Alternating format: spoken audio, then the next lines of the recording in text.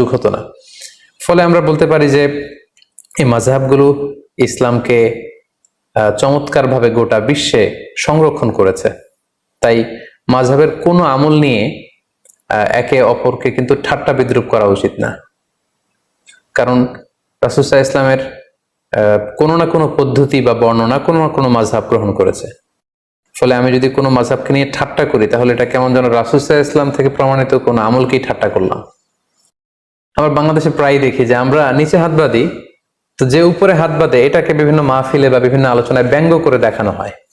আমরা হানাফি মাযহাবে রুকুতে ওঠার সময়, সেজদা যাওয়ার সময় এরকম হাত উঠানো, যেটাকে রাফউল ইয়াদাইন বলে, এটা আমরা করি না। কিন্তু যারা করে অনেক সময় তাদেরকে এরকম ঠাট্টা করা হয়। তো আপনি যদি মাযহাবের পক্ষের লোক হয়ে থাকেন, আপনি যদি ওই আমলগুলোকে ঠাট্টা করেন, তাহলে কেমন যেন আপনি মাযহাবের বিরোধিতা করলেন। কারণ আপনার মাযহাবে হয়তো এই আমলটি নেই, কিন্তু অন্য মাযহাবে কিন্তু অত্যন্ত ভাব গাম্ভীর্যতার সাথে, অত্যন্ত আবেগের সাথে রাসূল সাল্লাল্লাহু আলাইহি ওয়াসাল্লামের এই আমলটি পালন করা হচ্ছে। সো মাযহাবের কোনো আমলকে, আল্লাহ রাসূল সাল্লাল্লাহু আলাইহি ওয়াসাল্লাম থেকে প্রমাণিত কোনো আমলকে যদি আপনি ঠাট্টা করেন, অন্য কোনো মাযহাবকে যদি আমরা ঠাট্টা করি, তাহলে এটা কেমন যেন রাসূল সাল্লাল্লাহু আলাইহি ওয়াসাল্লামের আমল নিয়ে ঠাট্টা করার শামিল, যেটা অনেক বড় ধরনের একটি কবিরা গুনাহ। সো আমরা সহজে বলতে পারি যে চার মাযহাব হলো চারটি নৌকার মতো। দৈনন্দিন জীবনে দিনের সাগর পাড়ি দিয়ে আল্লাহ পাকের সন্তুষ্টির বন্দরে ভিড়ার জন্য আমরা চারটি নৌকা দিয়ে বন্দরে ভিড়ার চেষ্টা করছি। তো সেক্ষেত্রে আমরা চার নৌকার আরোহীরা যদি একে অন্যের সাথে পারস্পরিক ধাক্কাধাক্কি বা ঠুকোঠুকিতে লিপ্ত হই, তাহলে হয়তো আমাদের সাগরে পরে হাবুডুবু খেতে হবে। আল্লাহ সন্তুষ্টির বন্দরে হয়তো ভিড়া আমাদের জন্য কঠিন হয়ে যাবে। মাযহাব নিয়ে একে অপরের প্রতি অশ্রদ্ধা, সহিংসতা কিংবা বিতর্ক বা সংঘাতের ব্যাপারটি ঠিক এমনই। সো আমরা বলতে পারি যে মাযহাব ইসলাম পালনকে আমাদের কাছে আরো সহজ করে তুলেছে।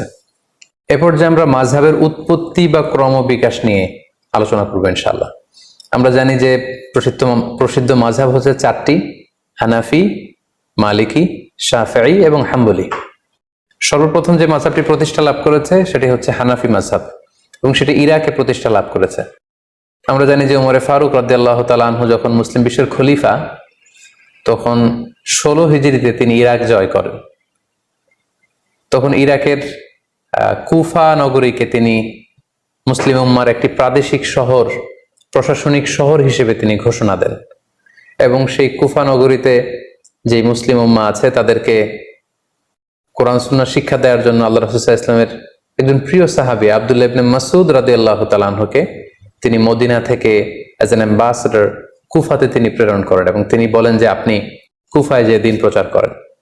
উমর ফারুকের নির্দেশনা অনুযায়ী আব্দুল্লাহ ইবনে মাসউদ রাদিয়াল্লাহু তাআলা আনহু মদিনা থেকে কুফায় চলে গেলেন। দীর্ঘদিন তিনি কুফার অধিবাসীদেরকে কোরআন সুন্নাহর বাণী তিনি প্রচার করলেন। ওনার ইন্তেকালের পরে এই দায়িত্ব চলে আসে ওনার ছাত্র আলকামা রাহিমাহুল্লাহর উপর। তিনি তখন কুফাতে কোরআন সুন্নাহর তালিম, তাদরিস, টিচিং এই কাজটা করতেন। আলকামা আলাইহি রাহমা ওনার মৃত্যুর পরে ওনার ছাত্র ইব্রাহিম নাখাই, ওনারা সবাই তাবিঈ ছিলেন, উনি এই গুরু দায়িত্ব নিজের কাঁধে তুলে নেন, এবং তিনি কুফাতে কোরআন সুন্নাহর এই তালিম, তালকিন এবং তাদরিসের কাজ তিনি করতে আরম্ভ করেন। ইব্রাহিম নাখাইয়ের ইন্তেকালের পরে ওনার ছাত্র হাম্মাদ ইবনে আবি সুলাইমান, উনি সেখানে তাদরিস, টিচিং এবং কোরআন সুন্নাহর দাওয়াতের কাজ করতেন। হাম্মাদ ইবনে আবি সুলাইমান 120 হিজরিতে ইন্তেকাল করেন, এবং ওনার ইন্তেকালের পরে ওনার সবচাইতে যোগ্য ছাত্র ইমাম আবু হানিফা আলাইহি রাহমা 120 হিজরিতে কুফা নগরীতে ইসলাম প্রচারের দায়িত্ব ইমাম আবু হানিফার কাঁধে চলে আসে। উনি অত্যন্ত মেধাবী একজন মানুষ ছিলেন। 120 হিজরিতে যখন ইমাম আবু হানিফার কাছে এই দায়িত্ব চলে আসে, উনি বেসিক্যালি 80 হিজরিতে জন্মগ্রহণ করেন। ফলে 120 হিজরিতে ওনার বয়স তখন দাঁড়ায় 40 বছর। অর্থাৎ 40 বছর বয়সে তিনি কুফা নগরীর ইসলাম প্রচারের যে গুরু দায়ভার, এটা তিনি নিজের কাঁধে তুলে নেন, এবং তিনি দায়িত্ব পেয়ে কিছু যুগান্তকারী সিদ্ধান্ত তখন তিনি নিয়েছিলেন। এবং আপনারা জানেন তখন ইসলাম খুব বেশি স্প্রেড হচ্ছিল, দলে দলে মুসলমানরা, লোকজন কালিমা পড়ে মুসলমান হচ্ছিল, এবং নতুন নতুন অনেক ইস্যু, নতুন নতুন অনেক কন্টেম্পোরারি মাসআলা তখন আসছিল, যেটি আগে ছিল না।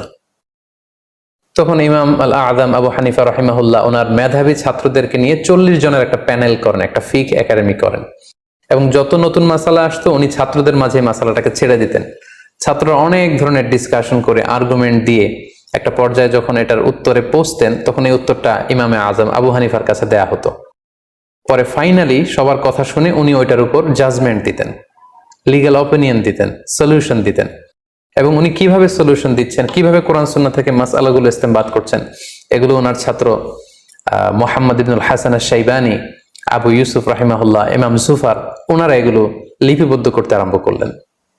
কোন রুলস এন্ড রেগুলেশন, কোন উসুল, কোন মেথড এবং কাওয়ায়েদের ভিত্তিতে উনি কোরআন সুন্নাহ থেকে এই মাসালাগুলো ইস্তেমবাদ করেন, এগুলো যখন লিপিবদ্ধ করা হলো তখন এই ওনার এই প্রক্রিয়া, কোরআন সুন্নাহ থেকে মাসালা ইস্তেমবাদ করার প্রক্রিয়ায় বিধিবিধানগুলো মানুষের মাঝে খুব বেশি সমাদৃত হতে শুরু করলো।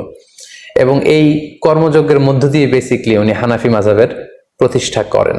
ঠিক একই সময়ে ওই সময়ে মদিনাতে আরেকটি মাযহাবের প্রতিষ্ঠা ঘটে, যেটি ইমাম মালিক রাহিমাহুল্লাহর নেতৃত্বে গঠিত হয়। তাহলে আমরা বলতে পারি যে ইমাম আবু হানিফা এবং ইমাম মালিক ওনারা সমসাময়িক সময়ের ছিলেন। 93 হিজরিতে ইমাম মালিক রাহিমাহুল্লাহ জন্মগ্রহণ করেন। ফলে মদিনা কেন্দ্রিক উনি আব্দুল্লাহ ইবনে আব্বাস, আম্মা জান আয়েশা রাদিয়াল্লাহু তাআলা আনহু, আব্দুল্লাহ ইবনে উমর, ওনারা যেই ইলম বা ফিক প্রচার করেছেন সেটা সাঈদ ইবনে মুসাইয়েবের থ্রুতে, নাফে মাওলা ইবনে উমর ওনার থ্রুতে ইমাম মালিক সেগুলো কালেক্ট করেন এবং তিনি একটি সহিহ হাদিসের গ্রন্থ লিখেন মদিনাতে, যেটাকে মুয়াত্তা মালিক বলে পরিচিত। আমরা জানি যে বর্তমানে কালামে পাকের পরে অর্থাৎ কোরআনুল কারীমের পরে সবচেয়ে সহিহ গ্রন্থ বলা হয় সহিহ বুখারীকে, অর্থাৎ বুখারী শরীফকে। কিন্তু ইমাম বুখারী লেখার আগে যেই গ্রন্থটাকে কোরআনের পরে সবচেয়ে বেশি সহিহ হিসেবে ধরা হতো সেটা হচ্ছে ইমাম মালিকের লেখা মুয়াত্তা ইবনে মালিককে। উনি মসজিদে নববীতে বসে সেখানে দার্স দিতেন। উনারও অনেক ছাত্র, শাগরিদ, অনুসারী, ফলোয়ার মদিনা কেন্দ্রিক গড়ে ওঠে এবং উনি যে রুলস এন্ড রেগুলেশনের আওতায় কোরআন সুন্নাহর মাসালাগুলো ইস্তেমবাদ করতেন সেটার আলোকে উনি একটি মাযহাব প্রতিষ্ঠা করেন, সেটাকে বলা হয় মালিকি মাযহাব, যেটাকে মাদ্রাসাতু আহলিল হাদিস বলে। আর ইমাম আবু হানিফার মাযহাবকে বেসিক্যালি মাদ্রাসাতু আহলির রায় বলে। তাহলে সংক্ষেপে যদি আমরা এভাবে বলি যে ইমাম আবু হানিফা এবং ইমাম মালিক ওনারা সমসাময়িক ছিলেন। ইমাম আবু হানিফা ইরাক কেন্দ্রিক ইবনে মাসউদ রাদিয়াল্লাহু তাআলা আনহুর যেই জ্ঞান ওনার ছাত্রদের থ্রুতে ওনার হাতে এসেছে সেটার উপর বেস করে ইরাকে তিনি হানাফি মাযহাব প্রতিষ্ঠা করেন। একই সময়ে মদিনাতে ইমাম মালিক রাহিমাহুল্লাহ উনি মালিকি মাযহাব প্রতিষ্ঠা করেন। তাহলে এইভাবে বেসিক্যালি হানাফি মাযহাব এবং মালিকি মাযহাবের সূচনা বা গোড়াপত্তন হয়েছে। ইমাম মালিকের পরে ইমাম মালিকের ছাত্র ইমাম শাফিঈ, যে বছর ইমাম আবু হানিফা ইন্তেকাল করেন 150 হিজরিতে, ঠিক সেই বছর ইমাম শাফিঈ জন্মগ্রহণ করেন। তিনি জন্মগ্রহণ করেন ফিলিস্তিনের গাজাতে। সেখান থেকে ওনার মা ওনাকে মক্কায় নিয়ে আসেন। মক্কা থেকে মদিনাতে ইমাম মালিকের কাছে তিনি পড়াশোনা করেন। পরবর্তীতে বাগদাদে ইমাম আবু হানিফার ছাত্র মোহাম্মদ ইবনুল হাসান আশ-শাইবানীর কাছে পড়াশোনা করেন। এভাবে তিনিও অনেক বড় একজন স্কলার হয়ে ওঠেন। তিনি হানাফি মাযহাবের দ্বারা প্রভাবিত হয়ে প্রথমত বাগদাদে তিনি জ্ঞান চর্চা এবং জ্ঞান বিতরণ করেন। পরবর্তীতে তিনি যখন মিশরে চলে যান, সেখানে যে তিনি যত মাসআলা ইমাম আবু হানিফা কিভাবে বলেছেন এবং ওনার সরাসরি শিক্ষক ইমাম মালিক কিভাবে বলেছেন, এগুলোকে থরলি ইনভেস্টিগেট করে উনি নিজে আবার একটি মাযহাব প্রতিষ্ঠা করেন কিছু রুলস এন্ড রেগুলেশনের আওতায়। ফলে 3 নম্বর মাযহাবের গোড়াপত্তন হলো ইমাম শাফির মাযহাব, যেটা মিশরে।